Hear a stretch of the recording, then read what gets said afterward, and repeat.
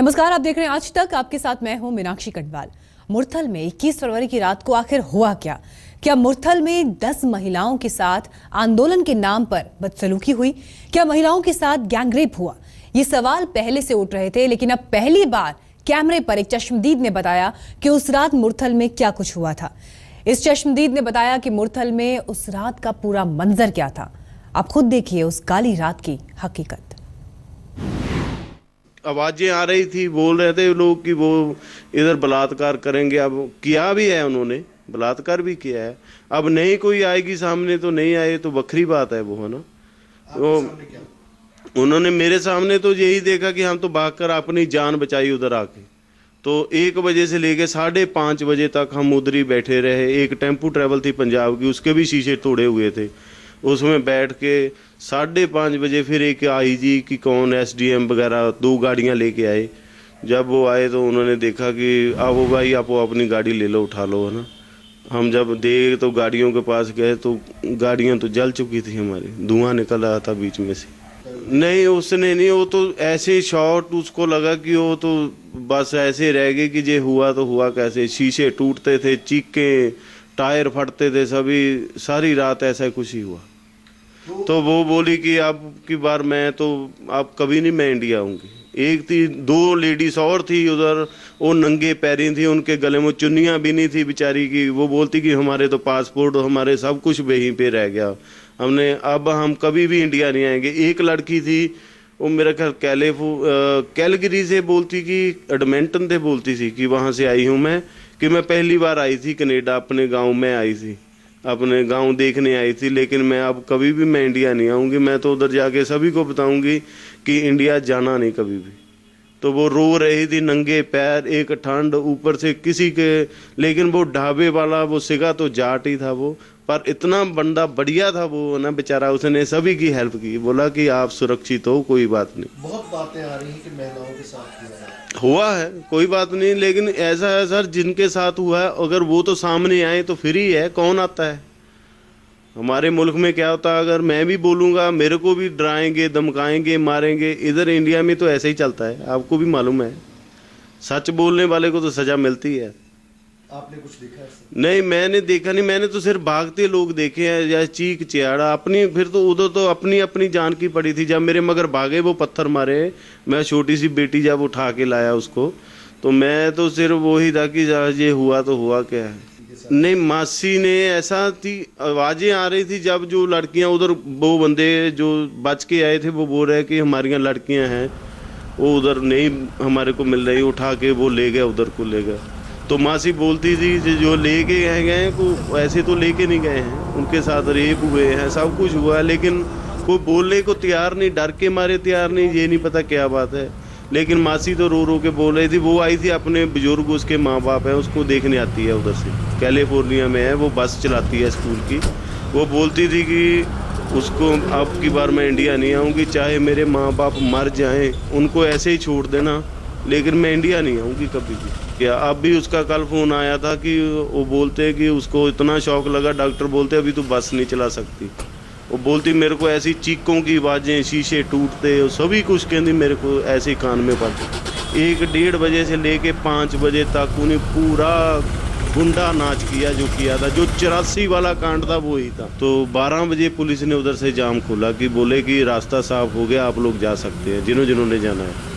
तो हम लोग करीब 100-150 गाड़ी होगी जो हम गए। जब सुखदेव ढाबे के पास गए तो उधर काफ़ी अंधेरा था, एक साइड चलती थी, दूसरी साइड नहीं सी चली रोड की। तो जब सुखदेव ढाबे के पास थोड़ा आगे गए तो आगे से उन्होंने हजूम ने हल्ला बोल दिया, तो लोग वापस भागने लगे अपनी गाड़ियां छोड़ के कि भागो भागो, अपनी जान बचाओ। हम भी गाड़ी छोड़ी, हम मासी को बोला, मैं कहा मासी वो भागो उठो। उन्होंने जाते जाते अपना हैंड बैग उठा लिया, उसमें उसका पासपोर्ट था, टिकट था, तो बाकी जो उसका सामान था वो डिग्गी में पड़ा था, टैची टूची जो भी था। हम उधर से भागे, जो भागता जा रहा है पीछे को जा रहा है, जो नीचे गिर पड़ा उसके ऊपर से सभी जा रहे हैं। तो पूरा उन्होंने गाड़ियां तोड़ फोड़ कर दी। हम तो मेरा भी फ़ोन रह गया था बीच में, मैं फिर वापस भाग के आया फ़ोन उठाने के लिए। मैं कहा अपना फ़ोन तो ले लूँ मैं अपना। जब मैंने फ़ोन उठाया तो मैं बोला कि शायद अपने पेपर भी उठा लेता हूँ गाड़ी के, पेपर को हाथ डाला तो 2-3 गाड़ी आगे वो आ चुके थे। उन्होंने पत्थर मारा, गाड़ी का शीशा तोड़ा, मैं भागा, वो मेरे मगर भागे, बोले पकड़ो सरदार जाए ना, इसको आग लगा दो, भागे ना। तो मैं आगे आगे भागा, वो मेरे पीछे भागे, उन्होंने पत्थर भी मारे, अंधेरे में पता नहीं चला, मैं निकल गया।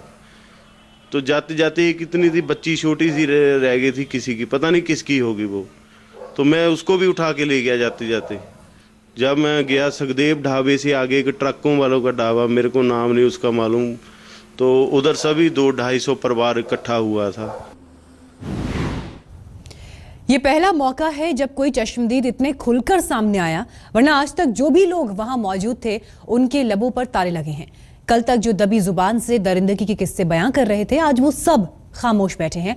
ऊपर से वर्दी वालों के पास फरियादियों के न पहुंचने की तमाम दलीलें मौजूद हैं। ऐसे में 10 से ज्यादा महिलाओं के साथ कथित गैंगरेप की असली कहानी कभी सामने आ पाएगी, ये अपने आप में एक बड़ा सवाल है।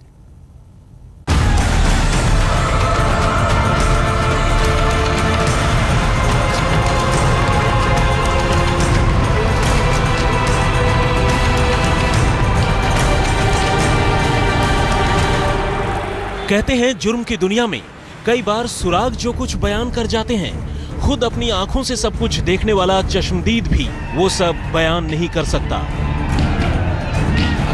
हरियाणा के मूर्थल में नेशनल हाईवे नंबर 1 के किनारे बिखरे पड़े इन सुरागों की कहानी कुछ वैसी ही लगती है। सड़क के किनारे बिखरे इन लेडीज अंडरगारमेंट से लेकर जली हुई गाड़ियों तक को देखते ही पहली नजर में ये शक पैदा होता है कि यहाँ महिलाओं के साथ रेप या गैंगरेप जैसी कोई वारदात जरूर हुई है, खासकर तब जब आपको ये पता हो कि ये जगह अब से कुछ रोज पहले तक आरक्षण के बहाने कोहराम मचा रहे गुंडों के कब्जे में थी। लेकिन सितम देखिए कि सब कुछ आंखों के सामने होते हुए भी यहाँ पुलिस को कुछ भी नजर नहीं आया, और तभी 4 दिनों का वक्त गुजरने के बावजूद पुलिस ने इस संदिग्ध गैंगरेप की शिकार महिलाओं की तलाश करना तो दूर, सड़क पर बिखरे इन कपड़ों को उठाकर उन्हें फॉरेंसिक जांच के लिए भिजवाने तक की जरूरत नहीं समझी। वो तो जब पंजाब एंड हरियाणा हाईकोर्ट ने राज्य सरकार को फटकार लगाई और महिला आयोग से लेकर तमाम आला अधिकारी मौकाए वारदात के मुआयने के लिए पहुंचे, तब जाकर पुलिस ने इन कपड़ों को सुराग के तौर पर इकट्ठा किया और जांच के लिए भिजवाया। हालांकि गैंगरेप की तस्दीक न होने की बात कहने वाली पुलिस के पास यहाँ बिखरे कपड़ों को लेकर अपनी अलग ही दलील है। पुलिस का कहना है कि जाट आंदोलन के दौरान यहाँ गुंडों ने मुसाफिरों के साथ लूटपाट की थी। मुमकिन है कि इस लूटपाट के दौरान वहां किसी मुसाफिर का ब्रीफकेस टूटकर गिर गया, जिससे ये कपड़े बिखर गए। पुलिस का यहाँ तक कहना है कि अगर लड़कियों के साथ यहाँ गुंडों ने गैंगरेप किया होता तो कोई ना कोई शिकायत लेकर उनके पास जरूर पहुंचता। बल्कि पुलिस तो ये भी कह रही है कि उन्हें न तो ऐसी किसी वारदात का कोई चश्मदीद मिला और न ही अब तक की जांच में आसपास के ढाबों या दुकानों में लगे सीसीटीवी कैमरों में ऐसी किसी वारदात की तस्वीरें मिली। फुटेज हमने ले ली है, चेक कर रहे हैं। अब तक जो चेक हुआ है वो लोग उसमें भागते हुए नजर आ रहे हैं, शेल्टर लेते हुए नजर आ रहे हैं, लेकिन कोई दुष्कर्म वाली बात उसमें सामने कोई नज़र नहीं आ रही कि किसी महिला के कपड़े फटे हों या कोई ये बता रही हो कि मेरे साथ ये हो गया है, वो सामने नहीं आया है। लोग भागते हुए शेल्टर लेते हुए जरूर नजर आ रहे हैं। लेकिन तर्क की कसौटी पर पुलिस का ये इनकार फिलहाल कमजोर नजर आता है। सवाल ये है कि अगर वहां कपड़े किसी के साथ हुई लूटपाट के दौरान ही गिरे तो सिर्फ महिलाओं के कपड़े और अंडरगारमेंट्स ही क्यों मिले? ऐसी सूरत में वहां अंडरगारमेंट्स के अलावा दूसरी चीजें भी पड़ी होनी चाहिए थी। इतना ही नहीं, मौके पर पड़े लेडीज गारमेंट्स भी फटे हुए हालत में मिले, जो आमतौर पर किसी के साथ ज्यादती के दौरान ही हो सकते हैं। अखबार में छपी रिपोर्ट्स के मुताबिक तो नग्न हालत में कुछ महिलाएं पास के ढाबे में मदद मांगने के लिए भी पहुंची थी। वो ये भी चाहते हैं कि कोई कंप्लेनेंट सामने आ जाए जिससे कि पूरी बात का पता चल सके और फिर पुलिसिया कार्रवाई इस डायरेक्शन में हो सके। आरोप तो यहां तक है कि पुलिस ने ही शिकायत के लिए आई महिलाओं को लोकलाज और कानूनी पेचीदगियों का डर दिखाकर थाने से चलता कर दिया था, जबकि पुलिस खुद भी ये मानती है कि अब तक तमाम सीसीटीवी फुटेज की जांच पूरी नहीं हुई है। जाहिर है। चलिए फिलहाल हम यहाँ रुक रहे हैं एक ब्रेक के लिए, लेकिन ब्रेक के बाद आपको दिखाएंगे एक और चश्मदीद।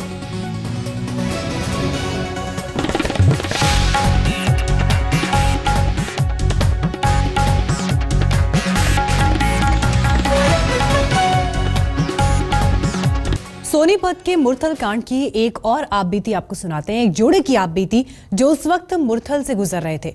उनसे बात की हमारे संवाददाता रोहित मिश्रा ने। हरियाणा में जाट आंदोलन को लेकर जमकर उत्पात हुआ। कुछ लोग जो दिल्ली से भी हरियाणा की तरफ गए हुए थे, वो भी खौफ के साए से वो लोग बच के बाहर निकल के आए हैं। कई लोगों के हाथ में चोटें आई हैं, कई लोगों को वहाँ पर पीटा गया है। हमारे साथ खुद यहाँ पर शर्मा परिवार है जो उस दिन मुरथल के पास जो हाईवे है वहाँ से वो निकल रहे थे। तभी कुछ लोग जो हैं इनकी गाड़ी के पास आते हैं और जो लोहे का जो रॉड होता है उस रॉड से इनको पीटना शुरू कर देते हैं। शर्मा जी, क्या हुआ था उस दिन? उस दिन रात को हम इधर से हिमाचल से आ रहे थे। जब पानीपत क्रॉस करा, पानीपत तक कुछ नहीं था और समाल लखा क्रॉस मुरथल ढाबे के सुखदेव ढाबे के पास में थोड़ा जाम लगा हुआ था, वहाँ गाड़ियाँ रुकी हुई थी। फिर एक गाड़ियाँ एकदम, कुछ आर्मी वाले भी घूम रहे थे, फिर एकदम गाड़ियाँ चलने लगी। तो जैसे गाड़ियाँ निकली आगे, तो गाड़ियाँ निकलते ही 35-40 गाड़ियाँ आगे निकली। जैसे मेरी गाड़ी वहाँ पहुँची तो एकदम झुंड खेतों से कम से कम 40-50 लड़कों का झुंड निकला और रोड, डंडे, पत्थर उन्होंने लेके हमारी गाड़ी के ऊपर टूट पड़े। लेकिन मैंने अपना बचाव करते हुए बीच में पटरी को, गाड़ी को, आप लोगों ने उनसे बोलने की कोशिश? चलिए हम रुक रहे हैं एक ब्रेक के लिए, फौरन लौटेंगे। आप देखते रहिए आज तक।